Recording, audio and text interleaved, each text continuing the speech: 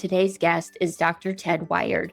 He's the founder of Golden Willow Retreat Center in Taos, New Mexico. It's a sanctuary for loss, transition, and recovery. He's an author of Witnessing Ted, The Journey to Potential Through Grief and Loss. He's a counselor. He's a minister. What I love most about him is just how real and authentic he is. We all will go through grief and loss in our life, and we often are helping others through it. Ted really gives us a flashlight for going through what can be a very dark process. Welcome, Ted, to the podcast. Who's the person you're being? Are you satisfied? Welcome to Be the Person, a podcast for the brave and the curious, for people ready to explore their true potential. I'm your host, Annie Randall. Join me and let's get ready to go on this journey together. Welcome to Be the Person podcast. I am very excited for you to hear from today's guest, Dr. Ted Wiard. He is the founder of Golden Willow Retreat in Taos, and I had heard his story on a mutual friend's podcast and had to reach out to get Ted on this podcast. So welcome, Ted, to the podcast. Thanks so much, Annie. I'm just so honored and grateful to be here early on this morning, but really glad that you asked me to come and do this. I really appreciate it. Yeah, I was really, really moved by your story when I heard it, actually to tears. I was in my car and I was prepping for another podcast. That's how I came across your story. And I just had tears running down my face, but I was just in awe of you because it's one of the most painful stories I've heard, but yet you just have such a joy about you. Like from that podcast and even talking to you this morning, we just met, but I would just love for you to share that story with the audience because I think somebody could just grow so much from hearing you. Thanks, Annie. And that's my hope. It became enormously my hope and my passion back in 96. But even before that, it's just been my hope that I can help somebody in their time of shadow, in their time of darkness, in their time of doubt. And maybe I can't rescue anybody, but I can sure help hand out a flashlight. And I appreciate that. And yeah, my story is one of those dichotomies. I'm so grateful to be alive. I'm so grateful for every breath and every sunrise and sunset and the people I get to meet and amazing people like you who are reaching out and giving out flashlights. And so that's a really important part that I start with, that I am so, so grateful to be alive, because that wasn't always the case. And also that I get to have another breath and be of service, however that happens to look. But there was a time that wasn't the case. And so quite a while ago now, but back in the 90s, a bunch of different things happened to me. I'd married my high school sweetheart, Leslie, and we had started our life in Taos, New Mexico. We actually came back to Taos, where we both had graduated from in high school, to ski bum for a year. And the wonderful person that I had worked at before, the owner of the Hotel St. Bernard, told me, you can only come back, and you can, because he was French, you can only come back for 1 year, and then you need to go out and do your world. You can always come back, so we agreed to come and ski bum for a year. Well, we did do that, and then we got our real jobs. So I became a school teacher, and Leslie became Taos News manager of advertising. And we started our little world, and it grew and it grew. And then after a while, we decided it was time to maybe have some babies. And so Carrie was about to be born, and I got something called cryptosporidiosis, which we didn't know what that was at that time.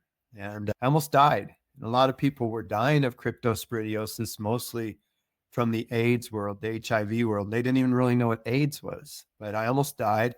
I went down to 130 pounds, and I was quarantined right before our daughter was born. I actually left my body. I still remember looking down at my body, wondering why everyone was so concerned, because I was feeling pretty good outside of my body.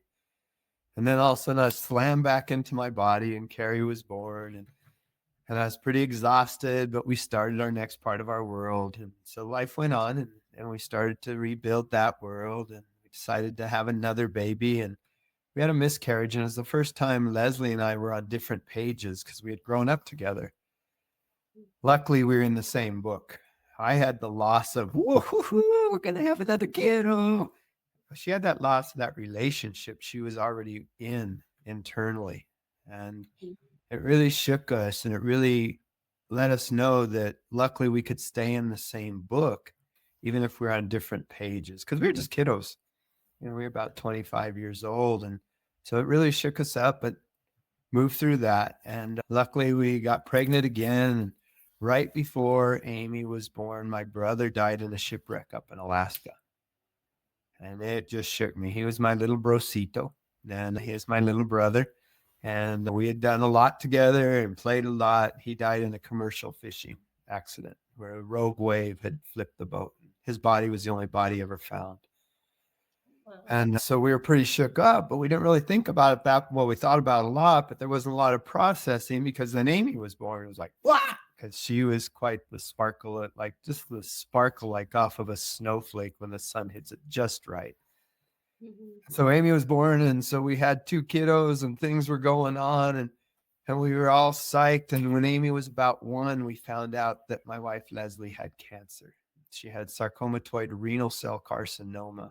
She was supposed to live for 7 weeks. And so here we are, 28 years old with a 1 and a 3-year-old, finding out we probably had 7 weeks. So we rushed that weekend to get Amy baptized, take care of our tiny little Wills. And on that next Monday, she had a 5-pound tumor removed and her kidney, as well as 5 days later, a tumor right about here, the size of a golf ball. We decided because of the kiddos, we would do very aggressive chemo. The chemo had a 70% chance of killing her. Oh my gosh. So not even the cancer, but the chemo itself had a 70% chance of killing her. Luckily, she lived for 2 years, and we danced with that cancer and learned so much about being in the same book, not always on the same page, and she was the author. So the 4 of us bounced around through some really heavy duty cancer worlds and surgeries and chemos and traveling the world, mostly the country, looking for the right place and the right protocol and the right regimen, learning a whole new vocabulary. And then her body, it was time to give out. So one day I was tying Carrie's shoe in the middle of the hallway, and we had a signal that when she thought she was dying. And so I quit tying Carrie's shoe, and I ran into the bedroom. And ended up she wasn't dying, but now Carrie was crying because I didn't finish tying her shoe. And Amy came out of her room and started crying because Sissy was crying. And so we got everything calmed down, and Leslie called me back in and said, "You're not living, Carrie's not living, Amy's not living, and I'm not living. It's time for us all to be reborn." And so we chose to start to cut down on the steroids that were actually keeping her alive, so all the swelling in her brain wouldn't happen. And over the next little while, she wanted to make it to Christmas this time of the year, and then she died in February. So all of a sudden, Leslie died, and here I am as a 30-year-old with a 5 and a 3-year-old trying to figure out the world. I'd braid their hair in the morning, and they'd get to school, and the teachers would re-braid their hair in the morning.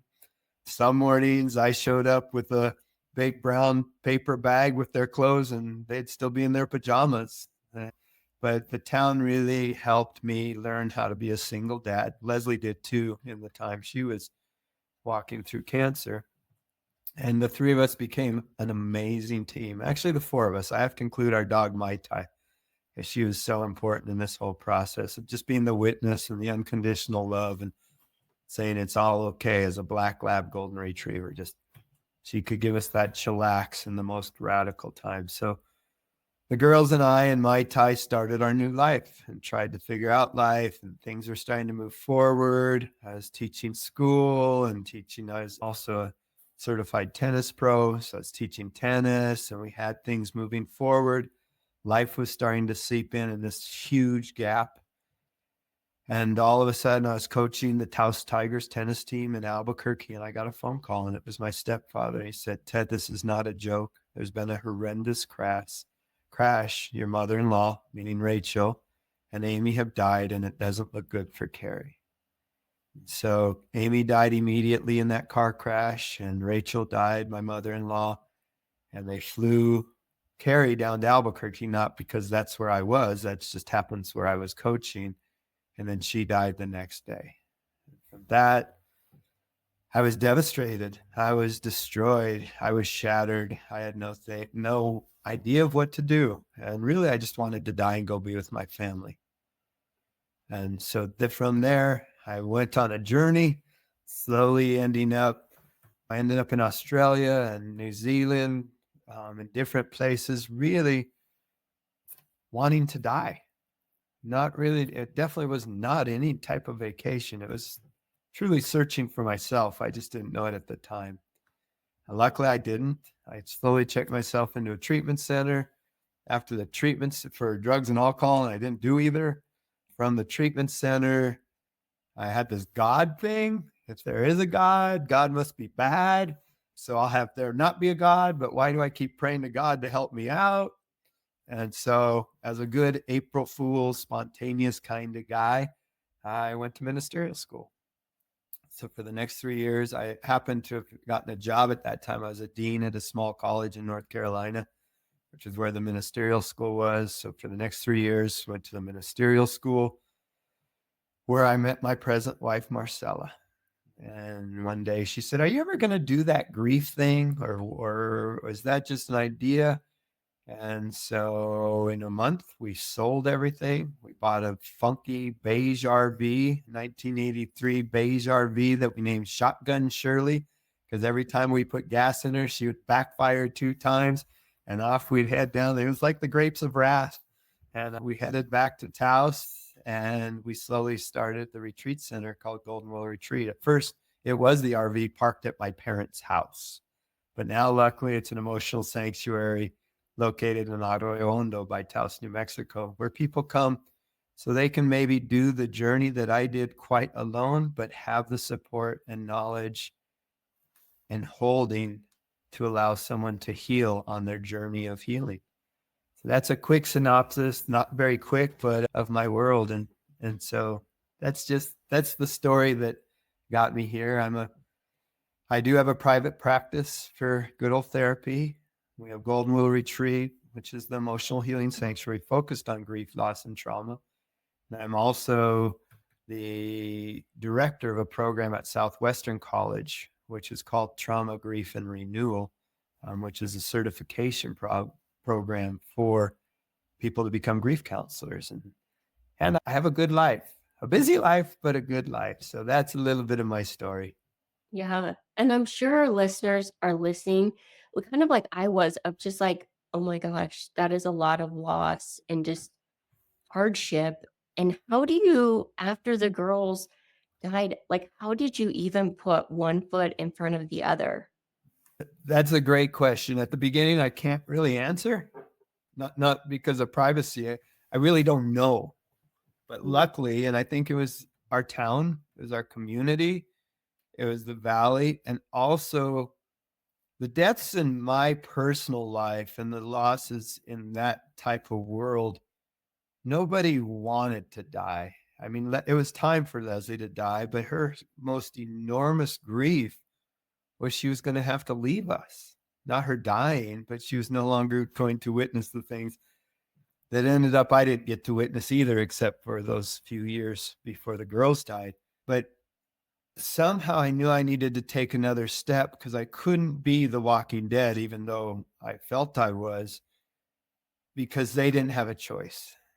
And today, I would say, where they don't get to take a human breath, I can for them. I didn't know that at that time, but I knew I had to get up, even if that's all I did, is get up and take another step because my girls couldn't again.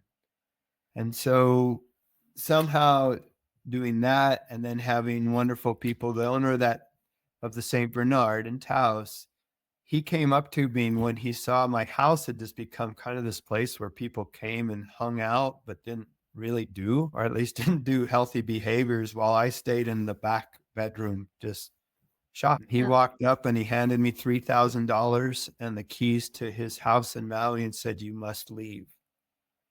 And that is how I stepped out of Taos. From there, I first went to Alaska to do ceremony for my brother. Then I came back and honored Leslie. And then I headed off on my journey. So somehow those little steps, like Jean Maillet lending me his house, like me ending up in New Zealand where I had a good friend where we had done dishes together at the St. Bernard when we were kids. And then she set up, then I ended up in Australia, and someone at the airport would have a sign that would say Ted, and they'd take me home. And then those people would call someone else in the next town. And so because somehow these dots kept getting connected, I kept living and I kept being held in a very loving way as I tried to heal. Yeah, I love that. That people just really did come alongside of you to help in that journey. Now, you mentioned something about it that I want to go back to because you checked into a rehab center, but yet you didn't do drugs or alcohol. Tell me more about that. That's a strange situation, and it was probably strange for the treatment center as well. Now, I've worked at Betty Ford Center, and I've also spoke at many substance treatment centers. I was even the director here. There's a program called Rio Grande Treatment Center, and it's all about substance abuse. And so I do understand if someone shows up and you do their assessment, usually they come in. And also you really take in the mindset of there's probably going to be a high level of minimizing and avoiding true answers. So I showed up at this treatment center and asked to come in. And so they said, well, how many beers do you drink? I said, probably 4. They go, a day? And I go, no, about a year. Well, how much hard liquor do you drink? Probably 2 shots in the morning. No, probably in 4 years. And so they're just like, you're lying and minimizing. Come on in. But on a very, very serious note, I had lost my drug of choice. And that was my daughter's Carrie and Amy. And I would, just like in the addiction world, I would have done anything to get one more hit of them, one more hug, physical hug from them. I would have been willing to die to get one more hug. And so the treatment center was perfect in a very strange way because I was in full 100% craving mode to get one more physical hold of my children. And so I had to walk through my craving and detox and learn a new way and learn about grief and learn about these different things. And also it was the first time I stopped and actually went, holy cow, I almost died. My brother died. My wife died after 2 years of horrendous cancer and medical trauma. Nothing against the medical world, but just medical trauma while we're raising a 1 and a 3-year-old, and now they're dead. And so finally I stopped. And so for 30 days, I was held in a treatment center and did my work the same way as any of the people who chose to be there for substance abuse. I did my inventories. I did my letters. I did a lot to realize that somehow I could step back into the world again. So that was a hard plaster of Paris cast on my heart, but it allowed my heart to not just be tomato soup and actually become clay again. Well, I love that analogy because at the end of that 30 days, did you feel different coming out of the treatment center? I did. I felt like I could step into the world. What I also realized is the pill or the elixir that was always like just a mocking jingle in my head is to kill myself. So the relief was always, well, I can just kill myself. And the treatment said, and I wanted to, and I wanted to die. By that point, I wanted to die, not kill myself.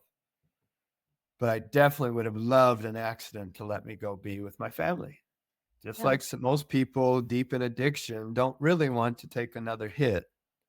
but that craving is so strong.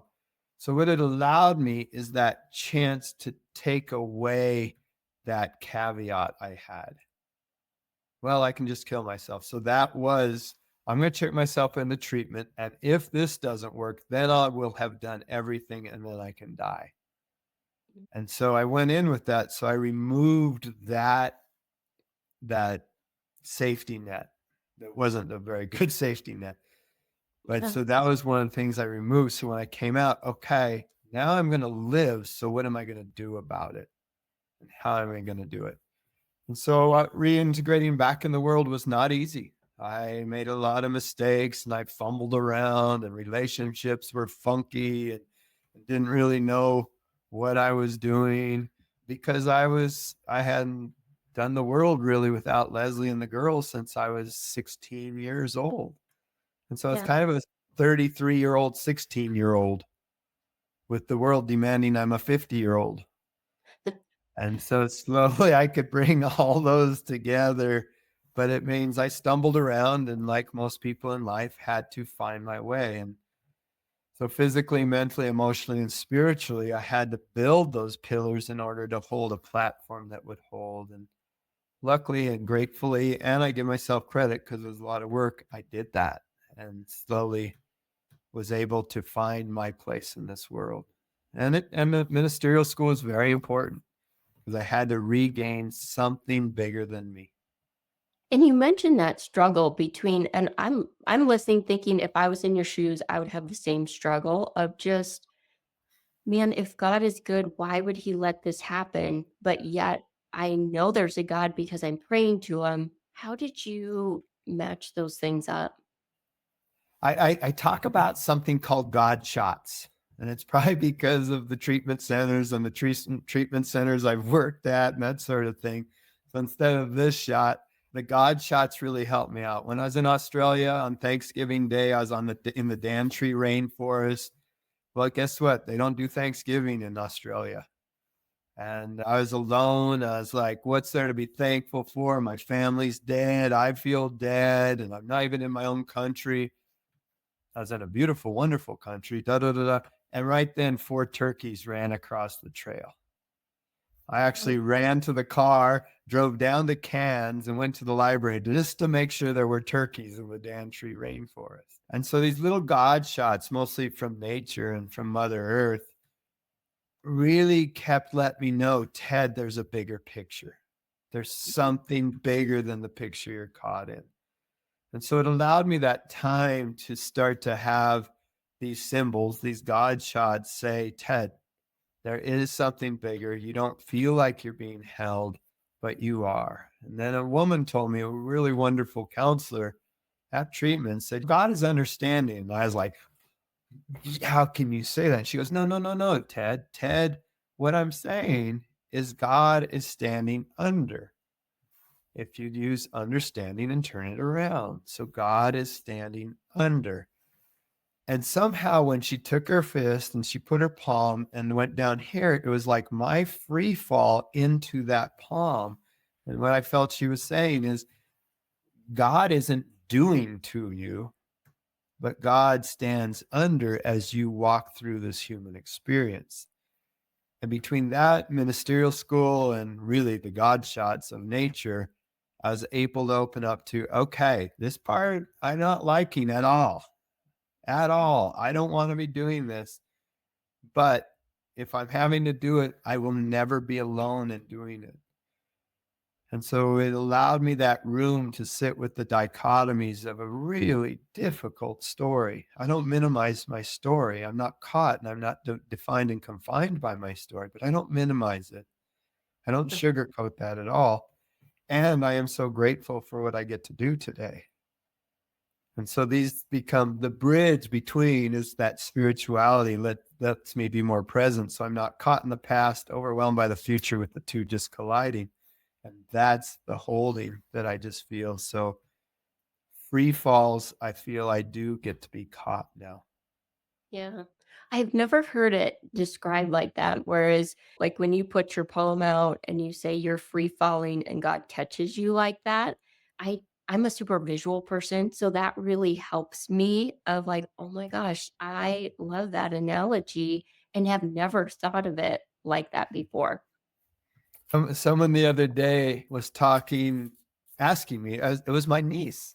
So I got to have a day with my niece. It was really special. And she was like, yeah, but Ted, I'm not married. And what happens if I like just die alone? How do you deal with that, Ted? And very honestly, not in any type of cliche, I was able to look at her and just go, you know what? I never feel alone. I might be lonely at different times or feel like I'm out there on the warrior path. How do I get through this? But I'm not worried about ever being alone because of that palm that's holding me.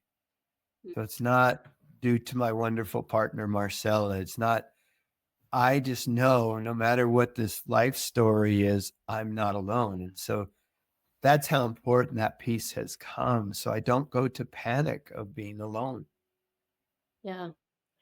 And I think especially for somebody probably going through grief, what's important, like I'll always remember that visual, I think, but of just, oh my gosh, especially when you're in that time of grief, because I'm sure it can just feel very alone. It can be a huge tsunami Mhm. past alone, but you're getting tumbled and plummeted and whatever other words I want to just make up that just are in that chaos and that peace. When that wave comes in like that, it's trying to get us back to that place where I can take a breath. I know I'm with this awesome person named Annie this morning and we're connecting. And your viewers get a chance to drop into that place and I can go, okay, I'm still being held. But in that turmoil time, yeah, we can feel really alone. That's called trauma. Yeah, absolutely. Do you feel like you need an adventure or a new challenge in 2025? Join Jeff and I on our Peru trip. We're going to do a 1 day hike to Machu Picchu. It's always been on my bucket list, but it's becoming more and more restricted. So, right now, you can still walk around Machu Picchu, but I believe that won't be the case for long. We're also going to explore the Amazon jungle, the city of Lima, have the option to hike Rainbow Mountain. It's going to be a wonderful trip. It happens next September. See all the full details in the show notes. We looked at it from your side of the lens, and from another side of the lens, though, it can be challenging when somebody's going through a loss, especially all of your losses combined. It can be hard to know what to say to that person. And I'm sure people came alongside of you and probably said some wonderful things and probably said some things that weren't so wonderful. And any advice of just somebody coming alongside somebody that is grieving? Yes, I giggle, but it's actually the truth. Karmically, the reason I'm probably a therapist as well as a minister now is because after the girls died, I hated therapists and I hated all clergy due to therapeutic wounding and ministerial wounding, all with good intentions. Yeah. Using that word hate, I think karmically made me have to become those, which is a little embarrassing too. But hopefully I'm doing it way different. The biggest thing is no one can fix it. And that's quite often the mistake that's made. Or the question, how can I fix it? Or what can I do? Because now you've given me another job. I'm already flooded and I'm already in a free fall. And now I need to take care of if I'm the one who's in that trauma state. And now I need to find a job for you because you've asked me what you can do. I always say, bring grapes. Grapes, when they explode in your mouth, are great, or someone chooses not to have them. But quite often it's more, I'm here if you need anything, or the door is open. I'm sorry this has happened. Pieces like that. I'm sorry this has happened, and you have my number if you need it, or I'll be here, or the small things that you can notice. Now, some person usually becomes a point person, and that person has a full load because the person is confiding in them and making sure. But one of the biggest gifts I got after my wife, Leslie, died was a wonderful man down in Texas hired a cleaning person to come every other week to our house for a year.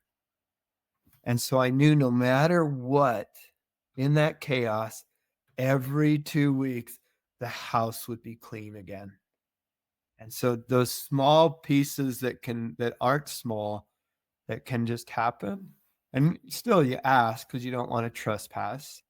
But it's more that piece of being willing and letting them know the door is open with no obligation. Yeah. And there can be enough freedom to ask for different things. And when asked, then it's like finding a way to get it done. Yeah. Uh, Great act- idea, Neil. yeah. Someone early on, especially in death or a crisis,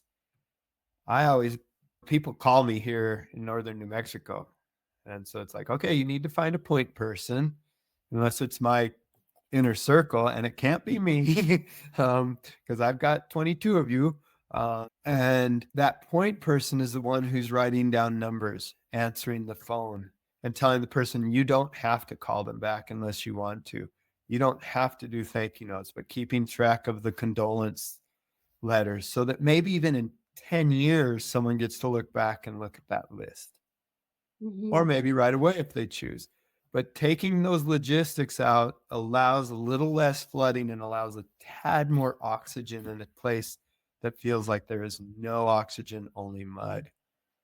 And so finding that point person, and then that point person can reach out to the other people. Hey, we need some food over here tonight. Hey, you know what? We have 38 lasagnas at the house. Let's make sure we don't bring any more casseroles over for a little while. Put them in your freezer and bring them later, or just eat them, because the community will do an inundation, but then evaporate pretty quickly. And so what I've seen quite often is some of the most important angel wings, called our community, are the people that are checking in 2 weeks, in 2 months, in 2 years.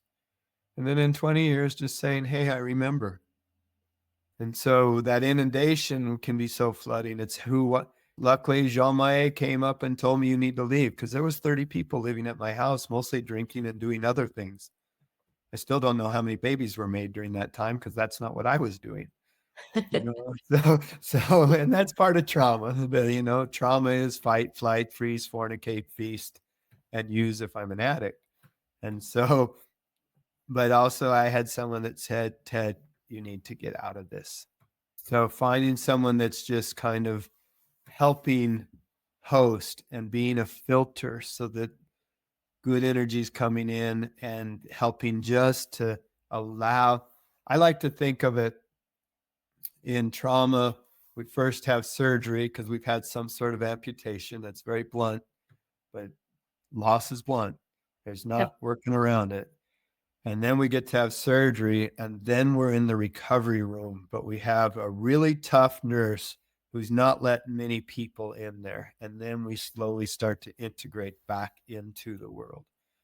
And so that point person becomes that really tough nurse who might be, for me, be very loving and even have the bended straw so I can drink out of the soda, but not letting me be inundated by the outer world that just is all with purity of intention, but could suffocate me. Yeah, that makes so much sense to me the way you explain it, but I've never experienced loss like that. So just one, I think I think sets yourself up for at some point loss is coming, but Yeah. also how do you step in for somebody else that could be effective, I think is Mhm. such great advice. And if you're that person, or a job like mine, which a lot of people have in different ways, nurses, doctors, therapists, clergy, you in your own way, in a very special, important way. How do we have large hands connected to strong arms to my heart? So I hold that person in my hands, held out here, so that they don't just take out my heart. I'm pretty blunt, so I say, how dare I hijack their story? But I can hold their story with strong arms connected to my heart. And that way Yeah. I don't become their story. And actually it keeps me healthy, but it's also healthy for them of me being able to say, Annie, this is your story. I'm here to support that. Yeah. So And tell me, that's important. absolutely. Tell me more about that, the work that you do at the retreat center. How does that work and how did it come about? So Golden Willow Retreat, people come from all over the world and stay there, usually for about a week. And what's very unique about us, and we made sure of this, my wife Marcella and I, is we only have 1 to 2 people at a time or one family. So there's not 30 people. It's not a treatment center for substance abuse because there is a big difference between addiction and grief in that area. In grief, it is all about me. In addiction, it's getting to we, our, and us, a community. But when I'm in the midst of my grief, it's all about me.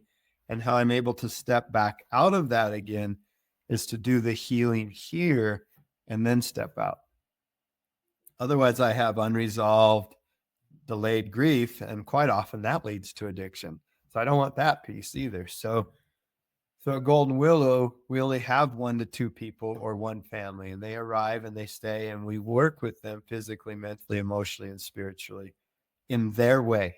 We don't push anything. Grief is about permission, permission. So we started Golden Willow Retreat due to my experiences of me wandering around in New Zealand. A lot of time I was sleeping on the beach. I realized, oh, it's not different seasons. So it was actually cold. I had to go buy a jacket.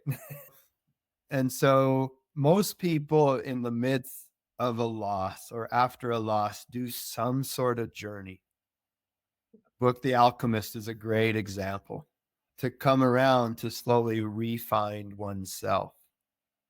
And so if people are going to have this tendency of reaching out or going on a journey, I felt it was really important. Why don't they have a place where they can go where actually people understand and can hold and not try to fix?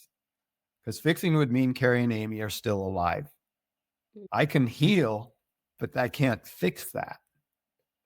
And so Golden Willow Retreat was started with that idea of a sanctuary where someone could come to have that chrysalis. And while they squirmed and wormed around, they were held until they became the butterfly and soared once again with ideas of how to now keep those wings dry and clean. And so with tools. So we had 10, 12-year-olds come and they did their 6th grade homeschooling with us. They had to go home at night though. Otherwise, I probably still wouldn't have wonderful Marcel in my life.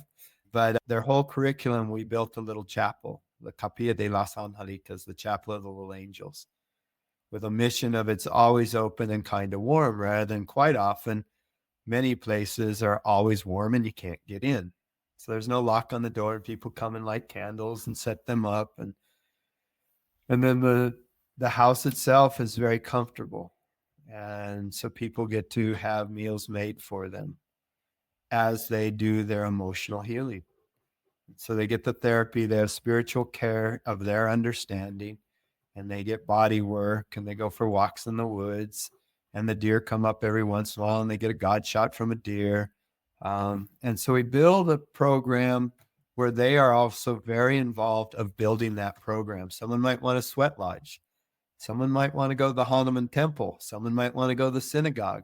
Someone might just want to be on the land. So we build a program where such a big piece of loss is I don't have choice in that loss. So grief starts to be the piece of having choice and starting to have autonomy and stepping back out again in that new, like you asked me, how did I take my first steps? And it starts with maybe lighting a candle and putting on a counter. And so that's what Golden Willow Retreat is all about. And then, of course, we do a ton of community service. When organizations have someone die or something like that, the machinery still has to go on. Valley has an avalanche. The machinery's still going. So how do we make sure the followers and the leaders are still safe enough while we honor something while this other thing is still moving on called the world around us. So we do a lot of that work as well. I think that's so special and just so unique.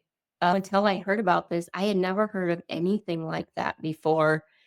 I- Does anything else like that exist? I feel like it's really unique and just special that although your story has been incredibly hard, you have taken it and just given such a gift to so many people.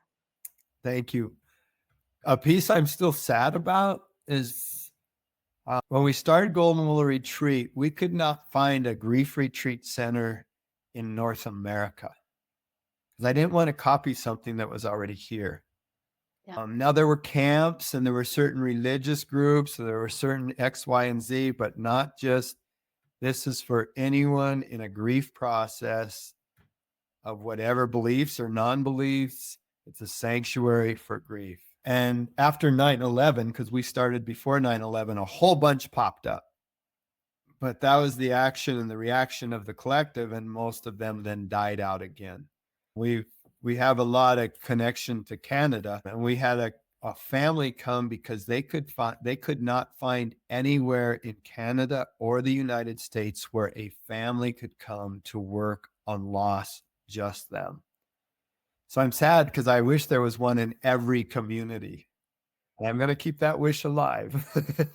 But so you're right. It is very unique. It's also unique to have a founder who's really saying you can do this. Mm. And when we hold our weekend workshops, because a lot of people can't afford to come for 7 days. Even if they could, they can't miss that much work or they have X, Y, and Z.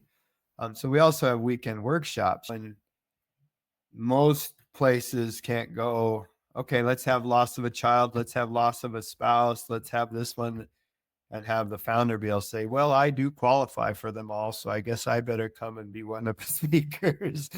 But because of that, it also means someone can come and see. I think the magic of Golden Willow Retreat is it's so authentic, and to see that it's authentically there. There's no show. I'm not a show. My biggest fear is if I was not being authentic. There's a saying that I really believe so strongly in recovery world of fine, and I'm going to change the F to something else, but freaked out, insecure, neurotic, and emotional or egotistical. So growing up with that fine and the pressure of society to say we're fine after something horrendous happens can be so much to go to a place where it's just like, this is what it is so relieving because I don't have to put on any face. And actually, that's a big part of what we do is in that shattering, all the faces we've had and all the titles and all the survival skills that we've learned to navigate this world are just decimated and gone. And I'm just sitting there naked with the sun burning the heck out of me going, what am I supposed to do? But in that moment, I also have the chance to find my true authentic self. Mm. And that authenticity is being seen, heard, and valued by authentic people and being able to be in your own authenticity. I think that's the elixir of moving out of trauma and moving out of loss and redefining me into the present moment to be a more self-realized person. And that's what we hope just over and over again. Yeah. And I could see that. I can see that with you of just one, you're real, you're authentic. And I think you give people hope of like, yes, I love that you don't sugarcoat it. It is hard, but yet you have turned hard into something beautiful as well. Thank you. I'm grateful to be alive. Yeah. How do you, I mean, what you do is hard. It is of just holding that space for other people. How do you balance that emotionally for you? Maybe you gave the analogy with holding the hand so it doesn't go right to your heart, but Mhm. that has to be a hard thing to do over and over again for people. It is. Well, actually, it's not as long as I take care of myself. So I have my own spiritual practice, and it's different than most people. Growing up here in Taos, it's pretty earth-based, but also going to ministerial school for 3 years. I also know the religious base. And so, like, I have to do something at sunrise most mornings. So I play tennis. I have the best sunrise photos in probably the world because I see so many. but so there it gets to just be about me and a buddy, and we give each other loving smack, and we play tennis even when it's 7 degrees out until the snow's on the courts, and then it's time to go skiing. The thought of it, besides tennis, is me getting back to the earth, going for a hike, doing that piece. And then in that process, what I'm really grateful for is when someone is hopeless, I have so much hope for them. So I can hold that for them without evangelicalizing on them. I don't think that's a word, but I'll make it up because they don't want to hear that now. But I can hold that because I've walked through some stuff, and I can be like, and I know they can get here if they choose. I don't get to pull them through, yank them through, push them through, anything, but I can hold that space while they're in that other space. With no demand, they go there. But just know I can hold that for them of the potential that can be if they choose to walk through the journey of grief. And so that's a big piece for me, is pulling up that energy of knowing where they may choose to go if they decide that's where they want to go. And with no good or bad in that. I mean, I do go home every evening after the day. And as I open my door, I make sure the door is partially open to my car. And I say, "Thou shalt not play God on someone else's path." And that is how I release whatever's gone on that day, like putting my hard hat up. Now I'll be very open here. After that, I then say, "And thou shalt not therapize thy wife," because that's what I've been doing all day. So I'm taking my hard hat off and my nail belt, and then I'm going inside to just be dorky Ted. And so that's my mantra at the end of every day, because it's not my job. I can't worry, is someone going to be sober? Is somebody going to decide it's so deep that maybe they take their life? I can't own that. Wow, I think that's such a great way to look at it. Again, one I haven't ever thought of or heard before, of how many times that's where I feel like I would get in trouble. Do I try and play God for Mm, somebody else? And just how you hold it, that you're not God for them. yeah. Thank Yeah. goodness. Right? It's like we don't have his job. Yeah. Ted, I feel like I could just honestly talk to you for hours, but as we get ready to wrap up, I always like to ask people, and I'm super curious for you, your favorite 1 to 2 books. I'm going to cheat first just because I think it can help. It might not be my favorite, but I want to say it.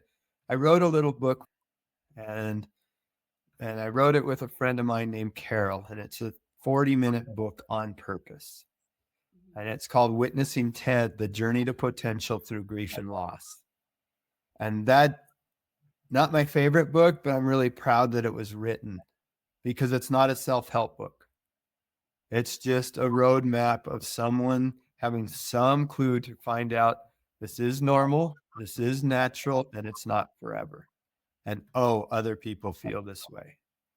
So I got to put that out there. The book that saved my life it's a book that's not easy to find, but it's still so important to me. And it's called Living Presence: The Self Path to Mindfulness and Essential Self by Kabir Edmond. So that was a really important book. My foundation book, I think I'll even get you to smile on this one, Annie, is Harold and the Purple Crayon, which is a tiny little book that I read over and over again as a child, because Harold is building his own city, and he slowly draws his own monsters, and he has his nightmares, but then he slowly realizes he can take those out and get back to serenity. And I think, without knowing it, that book, back when I was like 4 years old or 5 years old, being read to me, and then me reading it probably till I was 7 or 8. And I still feel so good when I see it in a library or in a bookstore, of what are we manifesting here on earth as we can manifest hell and heaven here on earth as well. And so what am I doing with my purple crayon to manifest a heaven or a serenity that I can walk this path with? So those are big, but I do want to push one other. And both my friend and I, we have almost the same doctorates. And I thought this book was so good. And you know him. And that's Through the Storm, The Path of Becoming a Resilient Leader. And that's by Travis Hearn.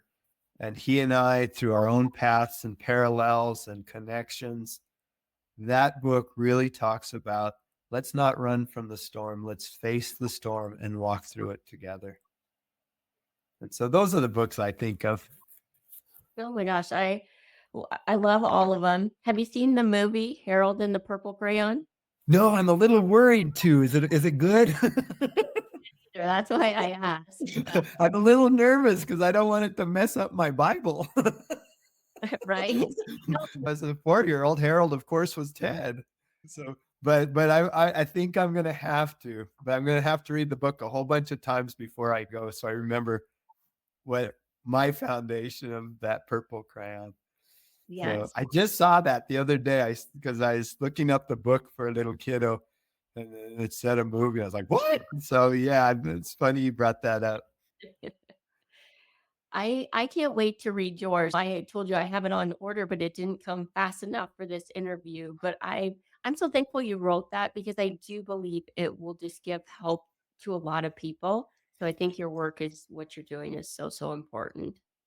Well, thanks. And I do hope people pull up Golden Willow Retreat. It helps so many people in their time where they think there's nothing out there that could maybe just support them a little bit on their path. And I'm grateful it's there. Yeah. I'll make sure I link to that in the show notes so people have that. Because you can come to a retreat, but you also do some online groups. Is that right? We do. I'm glad you brought that up. We do. And those are free on purpose. Thanks to wonderful donors. We have 3 or 4 online grief groups, and that's any type of loss. We do ask that people be over 15 just so it's age appropriate. We don't know if there's going to be rape or other things in there that maybe a 9-year-old doesn't just have to know yet. So we kind of, by 15 years old in today's world, a lot more than the 62-year-old. But those are free and at no charge, and they're very open. And it's about permission, because that's where grief lives. And so it gives a chance to be seen, heard, and valued, as well as connect with others who are going through the journey of healing. So I'm glad. Thanks for bringing that up. I appreciate that. Yeah, I saw that when I was looking at the retreat center.